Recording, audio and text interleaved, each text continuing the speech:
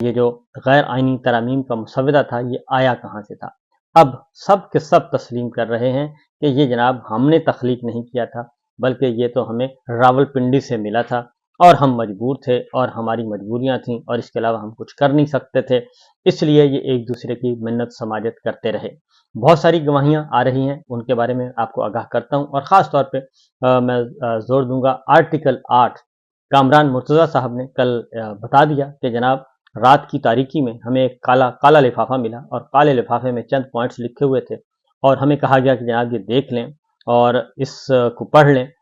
یہ ترامیم کا مسودہ، اس کو سو کالڈ ترامیم کا مسودہ کہا گیا۔ انہوں نے کہا جی ہم نے دیکھا تو سب سے اوپر آرٹیکل 8 تھا، اور آرٹیکل 8 میں ترمیم تجویز کی گئی تھی بنیادی حقوق کی پامالی کی، یعنی بنیادی انسانی حقوق پاکستان کے شہریوں کے غصب کیے جا رہے تھے۔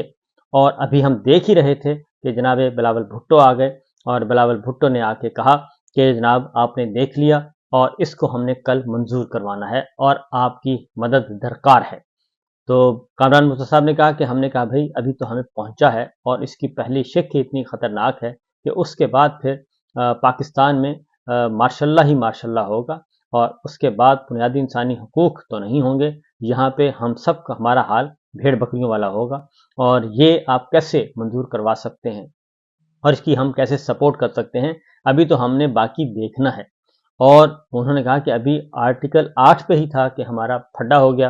اور ہمیں کہا گیا کہ کل صبح بس آپ آ کے اس پہ ووٹ کرنا ہے، لیکن ہم نے مزاحمت کی اور ہم نے اس پہ اصولی موقف اختیار کیا، اور ہم نے ایسا نہیں کیا۔ میرا خیال ہے کہ مولانا فضل الرحمان صاحب کو کریڈٹ جاتا ہے کہ انہوں نے یہ بہت بڑا ایک پریشر لیا اور قبول کیا، اور اس پریشر کے نتیجے میں وہ کچھ نہ کر سکے جو وہ کروانا چاہ رہے تھے، کیونکہ مولانا فضل الرحمان صاحب پہ دو باتیں آپ کو بتا دوں کہ مولانا فضل الرحمان صاحب کو ایک تو برادر اسلامی ملک کے اہم ترین جو ہے وہ شخصیت نے پاکستان کا دورہ کیا، اور پاکستان کا دورہ کر کے انہوں نے شریف فیملی کے لیے راہ ہموار کرنے کی کوشش کی، اور اس کے لیے مولانا فضل الرحمان صاحب سے بھی ملاقات کی اور اہم ملاقات کی، اور بنیادی مقصد مولانا فضل الرحمان صاحب ہی تھے۔ انہیں کہا کہ آپ ان کو سپورٹ کریں اور آپ اس حکومت کو تگڑا کریں، اس لیے آپ سے ہماری یہ ریکویسٹ ہے۔ تو مولانا فضل الرحمان صاحب نے بہت بات ان کی سنی، اور انہوں نے بتایا کہ جناب زمینی حقائق بہت تبدیل ہو چکے ہیں، اور پاکستان کے عوام بالکل دوسری سائڈ پہ کھڑے ہیں، اور ان کو ڈیفینڈ کرنا آپ کو اتنا آسان نہیں ہے، کیونکہ پچھلے تقریباً 2.5 سال خاص طور پہ، اور پچھلا جو 1.5 سال ہے خاص طور پہ، وہ اس میں اتنی زیادہ فاصلے بڑھ چکے ہیں، قدورتیں بڑھ چکے ہیں، نفرت بڑھ چکی ہے کہ اس کو اس طریقے سے نہیں کیا جا سکتا اور اس پالیسی کے تحت نہیں چلا جا سکتا۔ اس کے بعد مولانا فضل الرحمان صاحب کو ایک اور برادر ملک نے انوائٹ کیا، اور وجہ کوئی اور بتائی، کیونکہ اس وقت بتایا گیا کہ شاید کوئی اور ایشو ہے فلسطین کا یا معاملہ، اس طرح کی بات کی گئی۔ تو مولانا گئے، مولانا وہاں گئے تو وہاں پہ بھی جو ہے ان کو یہی کہا گیا، اور مولانا صاحب سے ریکویسٹ کی گئی کہ جناب آپ اس رجیم کو سپورٹ کریں، اور خاص طور پہ جاتی عمرہ کو سپورٹ کریں، شہباز شریف صاحب کو تگڑا کریں، مریم صاحبہ کو تگڑا کریں۔ اور اس کے جواب میں کچھ معاملات، کچھ آفرز بھی کی گئیں۔ میں مزید ڈیٹیلز کے ساتھ اس وقت نہیں، انشاءاللہ وہ پوری تفصیل بتاؤں گا، اور اس میں کچھ آفرز کی گئیں، پیشکشیں کی گئیں، لیکن وہ پیشکشیں بھی معاملات جو ہے وہ مولانا فضل الرحمان صاحب نے کہا کہ زمینی حقائق ایسے نہیں ہیں کہ اب چند وزارتوں کے لیے اور چند یہ سیاسی فائدے کے لیے ہم کوئی اس طرح کا فیصلہ کر سکیں، اور یہ اس وقت ابھی آئینی ترامیم کا کوئی نام و نشان تک نہیں تھا۔ تو اس سے پہلے ایک برادر ملک کے اہم نمائندے پاکستان کا دورہ کرتے ہیں، جبکہ دوسرا ملک جو ہے شاہی فیملی کی طرف سے ان کو مولانا فضل الرحمان صاحب کو انوائٹ کیا جاتا ہے۔ تو یہ دو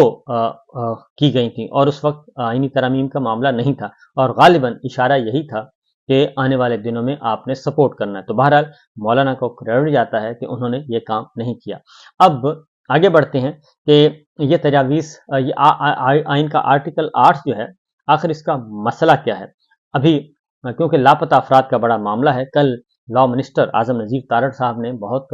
لچھے دار گفتگو کی سرکاری وکلاء کنونشن میں، اور وہ سرکاری وکلاء کنونشن بڑے برے طریقے سے ناکام ہو گیا۔ اس میں Lahore high court bar Lahore bar council, Lahore bar association, Punjab کی جتنی بھی بار ایسوسیشنز ہیں وہاں سے کوئی نہیں آیا، خیبر پختونخوا سے کوئی نہیں آیا، بلوچستان سے کوئی نہیں آیا، سندھ سے صرف اکا دکا لوگ آئے، اور اس کے برعکس جو ہے وہ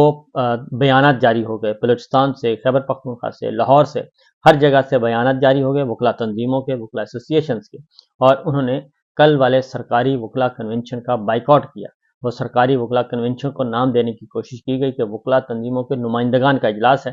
اس میں تقاریر کی گئیں، اس میں بھی لاء منسٹر نے بہت زیادہ وضاحتیں کرنے کی کوشش کی کہ جناب یہ ہوا، یہ فلاں جو ہے وہ آسمہ جہانگیر صاحبہ کا آئیڈیا ہے، تو آسمہ جہانگیر صاحبہ کی روح بھی تڑپ رہی ہوگی کہ کیسے ناہنجار لوگ جو ہیں وہ ان کی فلسفی کے وارث بن گئے، جو کہ آئین کو توڑ رہے ہیں، اور وہ بھی راول پنڈی کے کہنے پر یہ سارا کچھ کر رہے ہیں، اور راول پنڈی کے ساتھ جا کے مل گئے ہیں، دستور کی بالادستی کے بجائے دستور کو مارشل لائی نظام بنا رہے ہیں۔ تو بہرحال وہاں سے بھی کل کا کنونشن جو ہے وہ مکمل طور پر فلاپ ہوا، سرکاری وکلا کا سرکاری خرچے پر، اور اس کے بعد جو اصل وکلا کنونشن ہے وہ ہونا ہے جی لاہور میں، اور اس کی تیاری کی جا رہی ہے، اور وہ ہے 19 ستمبر کو، 19 ستمبر یعنی کہ آج جو ہے یہ وکلا کنونشن ہے، اور اصل کنونشن آج ہی ہوگا، جس میں آپ دیکھ سکیں گے کہ کیا ایک نیا جو ہے وہ ایجنڈا اور نیا منشور سامنے آئے گا، اور وکلا تحریک کا آغاز آج سے ہو جائے گا۔ اب سوال ہے کہ آرٹیکل 8 مسئلہ کیا ہے، آرٹیکل 8 کیوں اس میں بنیادی حقوق ہمارے کیوں پامال کرنا چاہتے ہیں؟ ایک میرے سامنے خبر ہے کہ عمران خان صاحب کے جو لاپتہ سابق چیف سیکورٹی افسر تھے عمر سلطان، وہ بالآخر واپس اپنے گھر پہنچ گئے ہیں۔ انہیں اسلام آباد سے اغوا کیا گیا تھا، اور یہ اس وقت اغوا کیا گیا تھا جب جنرل فیض حمید کو گرفتار کیا گیا، اور جنرل فیض حمید کی گرفتاری کے بعد عمر سلطان کو گرفتار کر لیا گیا، اور ان سے صرف ایک ہی بات پوچھی جاتی رہی کہ جناب آپ ہمارے گواہ بن جائیں، جنرل فیض حمید اور عمران خان کے درمیان رابطے کا آپ گواہ بن جائیں، اور اس کے لیے اور کچھ نہیں۔ لیکن ظاہر ہے وہ غلط بندہ انہوں نے اٹھایا، اور وہ کیونکہ وہ بہت عرصہ پہلے ہی ڈیوٹی چھوڑ چکے تھے، اور اسی طریقے سے کچھ اور لوگوں کو بھی گرفتار کیا گیا، اٹھایا گیا، جن میں ایک ڈپٹی سپرنٹینڈنٹ اکرم محمد اکرم ہے، ان کو بھی ابھی تک وہ بھی بازیاب نہیں ہو سکے۔ ان کو بھی اسی لیے اٹھایا گیا کہ آپ یہ بات کہہ دیں کہ جنرل فیض کے پیغامات آپ عمران خان تک پہنچاتے تھے، اور آپ جنرل فیض کے لیے کام کر رہے تھے۔ انہوں نے بھی انکار کر دیا، اور عمر سلطان صاحب نے بھی انکار کر دیا۔ انہوں نے کہا جب ایسی کوئی چیز ہے ہی نہیں تو ہم کیسے آپ کو یہ کہہ دیں اور عمران خان کے خلاف کیسے گواہی دے دیں، تو لہٰذا یہ دو پسپائیاں ہوئی ہیں۔ اب اس میں ایک اور جو لاپتہ افراد کے بارے میں عثمان فیضان، آپ کو معلوم ہے کہ میٹرک کے طالب علم، ان کو اٹھایا گیا تھا، اور ان کو اٹھانے کے بعد جسٹس بابر ستار صاحب کے پاس یہ معاملہ آ گیا، اور جسٹس بابر ستار صاحب نے بہت کوشش کی کہ وہ بازیاب ہو جائیں، اور اس پہ سخت ترین انہوں نے احکامات دیے، اور جیسے ہی انہوں نے ISI، MI، IB اور FIA اور سیکرٹری ڈیفنس ان کو آرڈر کیا اور انہیں شامل تفتیش کرنے کا کہا، تو پھر عثمان فیضان بالآخر تقریباً 2 مہینے کے بعد وہ اپنے گھر پہنچ گئے۔ اور اس میں اٹارنی جنرل سرکاری وکیل جو ہیں وفاق کے، انہوں نے کہا جی کہ اب چونکہ وہ آ چکے ہیں، اس لیے اس کیس کو اب ڈسپوز آف کر دیں اور اس درخواست کو نمٹا دیں، جیسا کہ بالعموم ہوتا ہے۔ اور عمر سلطان جو چیف سیکورٹی آفیسر آئے ہیں کل بازیاب ہو کے، ان کی درخواست بھی چیف جسٹس عامر فاروق صاحب نے نمٹا دی کہ جی وہ گھر پہنچ چکے ہیں۔ اور اسی طریقے سے ڈاکٹر شہباز گل کے بھائی تھے، اور اظہر مشوانی کے بھائی تھے، ان کی بھی درخواستیں جو ہیں وہ ابھی تک وہ بھی نمٹا دی گئی تھیں۔ تو بہرحال جسٹس بابر ستار صاحب نے تحریری حکم جاری کیا عثمان فیضان کی بازیابی کے باوجود۔ انہوں نے یہ کہا ہے تحریری حکم میں، انہوں نے کہا جی اسلام آباد ہائی کورٹ کی اسلام آباد کی تمام انٹیلیجنس اور انویسٹیگیشن ایجنسیوں کو فریق بنایا جائے، اس میں اور IB، FIA، ISI، MI کے ڈائریکٹر جنرلز کو کیس میں فریق بنایا جائے، یعنی کہ ان کے سربراہان کو، اور ایئر اور نیول انٹیلیجنس کے ڈائریکٹر جنرل اور CTD پنجاب کو بھی فریق بنایا جائے۔ اور یہ حکم جاری ہوا، چیف کمشنر اسلام آباد کو بھی پارٹی بنایا جائے، اور وہ اپنا بیان حلفی جمع کرائیں، بیان حلفی دیں کہ ان کے دائرہ اختیار میں سے مسلسل جبری گمشدگیاں کیوں ہو رہی ہیں اور لوگوں کو اغوا کیوں کیا جا رہا ہے۔ درخواست گزار فریقین کا ترمیم شدہ میمو جمع کرائیں اور نئی فریقین کو بھی نوٹس جاری کریں۔ انٹیلیجنس اور انویسٹیگیشن ایجنسیاں رپورٹ دیں کہ کیا ان کو معلومات ہیں کہ کس طرح فیضان کو جبری لاپتہ کیا گیا۔ اپنی انٹیلیجنس معلومات پر بتائیں کہ کیا وہ اغوا کاروں اور استعمال ہونے والی گاڑیوں کی شناخت کر سکتے ہیں،